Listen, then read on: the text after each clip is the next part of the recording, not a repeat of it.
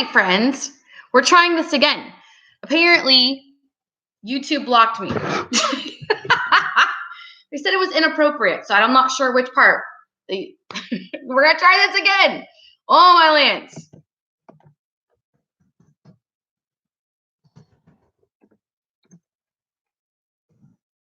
They're not making this easy.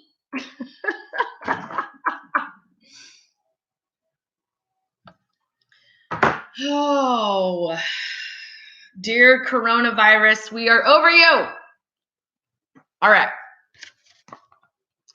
I'm back, friends. I'm not sure what happened, but it didn't like me. And so it said that it kicked me off. This is so lame.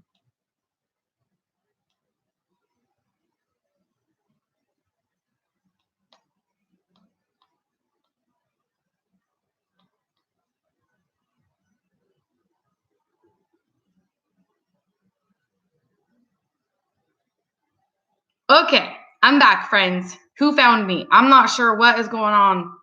This stinking thing. Hi, Alina.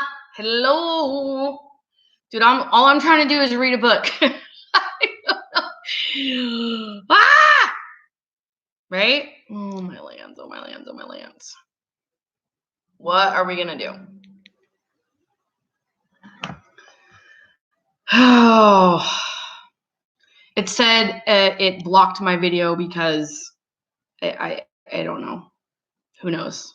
So we're going to try this again. Warm up your tea and then I'll start reading again. Warm up your tea, Mrs. Burrows. We wouldn't want my tea. I have ice cold tea, so mine's good.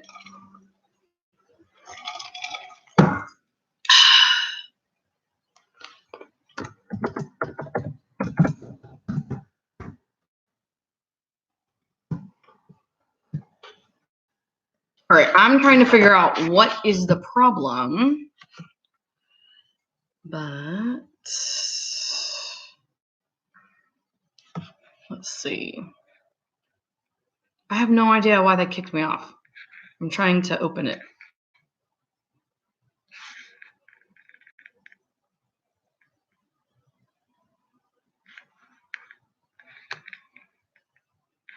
I love it. I violated YouTube's terms of service for trying to read a book. Oh, my Lord. YouTube, get it together. Great.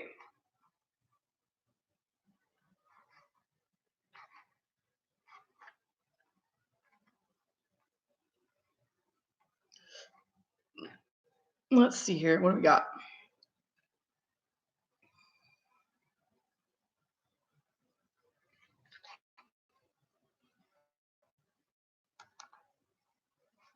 I'm going to keep going, and we're going to see what happens. Okay. The manner in which I find Gribbly's farm. Everybody ready? Who's ready? Are you ready? I'm ready. Benji, you ready? There's Benj! Hi, Benj! Benj is ready. I can't even believe this. All right, here we go. The next day, I told Bill goodbye, and as I strode warm and fed onto the road, he called to me. I'll see you tonight at the Catskills. I also knew how to fish and to make a fire. That was all I needed to know, I thought. 3 rides that morning took me to Delhi. Somewhere around here was great-grandfather's beech tree with the name Gribbly carved on it. This much I knew from Dad's stories. By 6 o'clock, I still had not found anyone who had even heard of the Gribblies, much less Gribbly's Beach. And so I slept on the porch of a schoolhouse and ate chocolate bars for supper. I'm sure you guys are like super excited about that. Wait, Vicky, am I supposed to stop? Vicky, you have to give me, I don't know what that means. I've never done this before. Oh, my land. So I'm assuming that they deleted all my videos. And so now, oh, friends, you know, thanks a lot, YouTube. Oh, that's a wave. Okay, here we go. It was cold and hard, but I was so tired I could have slept in a wind tunnel. At dawn, I thought real hard. Where would I find out about the Gribley farm? Some old map, I said. Where would I find an old map? The library. Maybe I'd try it and see.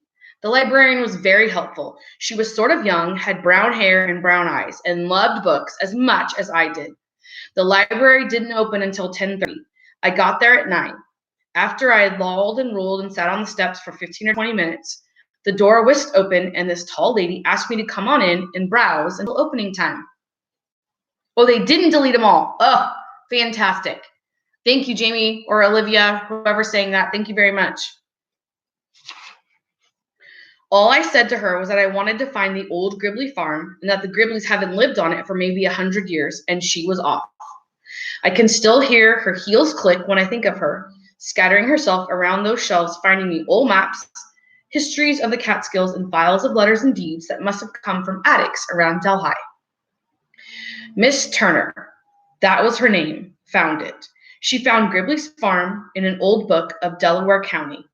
Then she worked out the roads to it and drew me maps and everything. Finally, she said, "What do you want to know for? Some school project?" "Oh, no, Miss Turner. I want to go live there." "But Sam, it's all forest and trees now. The house is probably only a foundation covered with moss." So no one's lived there for hundreds of years. And so she's trying to convince him not to go because all that is going to be just like the base of the house, and everything else is going to have fallen down. "That's just what I want. I'm going to trap animals and eat nuts and bulbs and berries and make myself a house. You see, I am Sam Gribley, and I thought I would like to live on my great-grandfather's farm." Miss Turner was the only person that believed me. She smiled, sat back in her chair, and said, "Well, I declare." The library was just opening when I gathered the notes we had made and started off. As I pushed open the door with Miss Turner's map, I found the first stone wall that marked the farm. The old roads to it were all grown up and mostly gone, but by locating the stream at the bottom of the mountain, I was able to begin at the bridge and go north up 1.5 miles.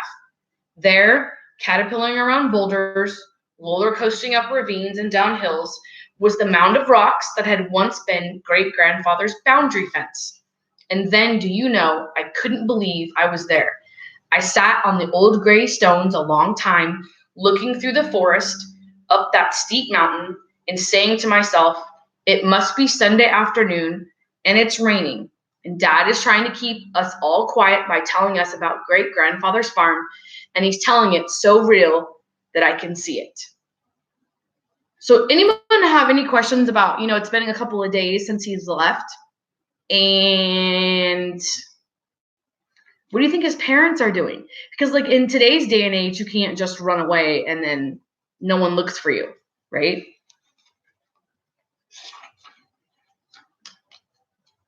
And then I said, "No, I am here because I was never this hungry before."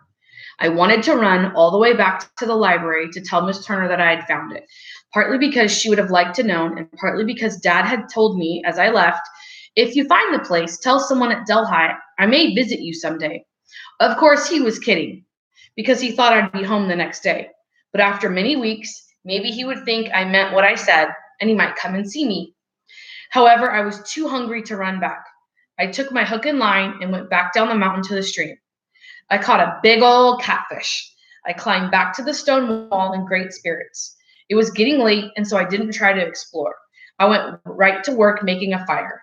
I decided that even if I didn't have enough time to cut boughs for a bed, I was going to have cooked fish and a fire to huddle around during those cold nights. May is not exactly warm in the Catskills.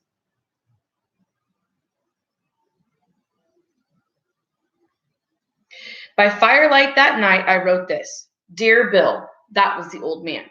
"After 3 tries, I finally got a handful of dry grass on the glow in the tinder.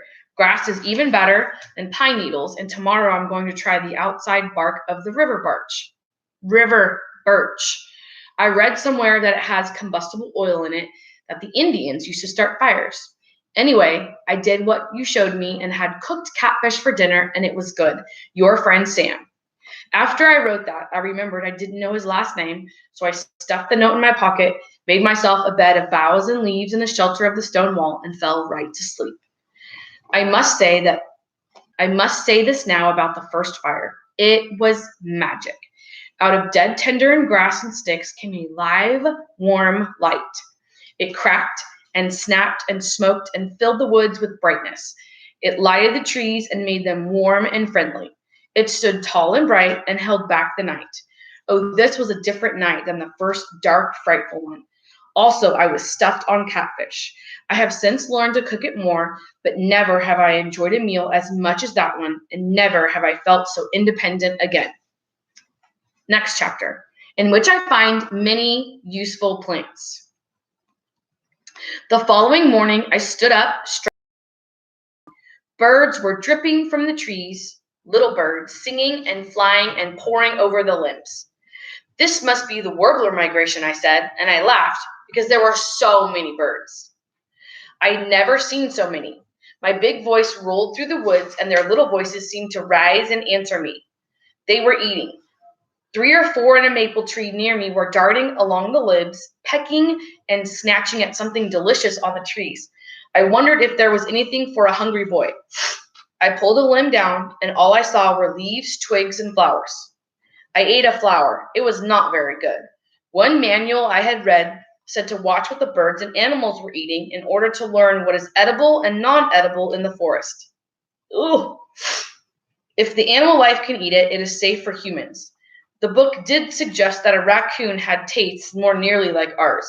Certainly the birds were no example. Hold on, I gotta go let Skippy in. Silly dog.